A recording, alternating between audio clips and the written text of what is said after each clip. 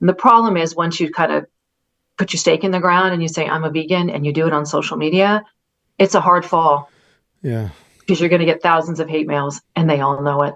Yeah. Because I hear from them sometimes and they're terrified. They Oh, don't know what to do. people hate I'm you like, online. I was reading oh, I know. some, I was it from veganbits.com or something, like trying to dismiss everything that you said in your vegetarian myth book.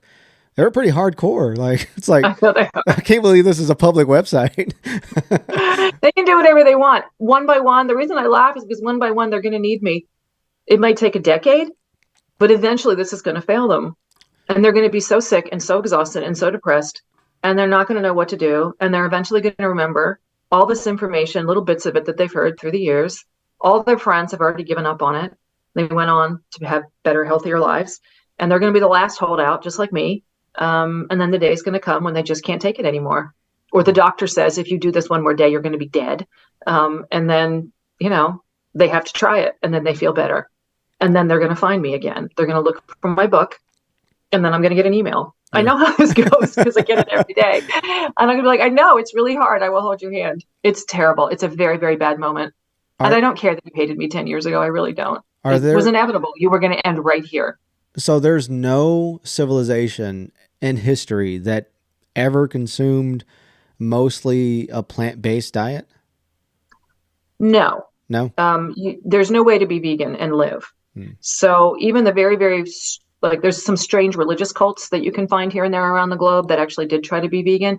The only reason that they didn't all die at once was because the way that grain is harvested before mechanization and before the kinds of storage that we have now, it would have contained a tremendous number of insects just ground up into the grain, and Hmm. that's where they were getting their B12.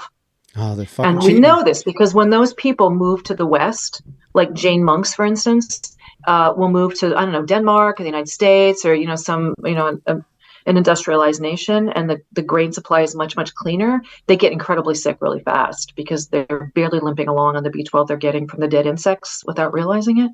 And then they move somewhere else, and then immediately the crash happens because there's no B12. So B12 is a big one. You can only get it from animals. When you were vegan, were you doing any kind of supplementation? I would do it sometimes, yeah. I Yeah. would get really terrified and then I would go buy another bottle and I would do that for a while. And then I'd be like, no, can't be right. Vegan is the truth, the life, the way. There's no way I need to supplement. That's just a lie. That's just the meat industry giving us propaganda. And I don't need to take this. And then I would stop doing it. And then I would see sense again in a few years, be like, even some vegans say that you should probably take the B12. So then I would go buy another bottle. So I probably just had enough from going through that cycle like 20 times that I never ended up with neurological damage. But there are people who have permanently damaged their eyesight and their hearing from being vegan and Hmm. not taking B12. It is where it will end.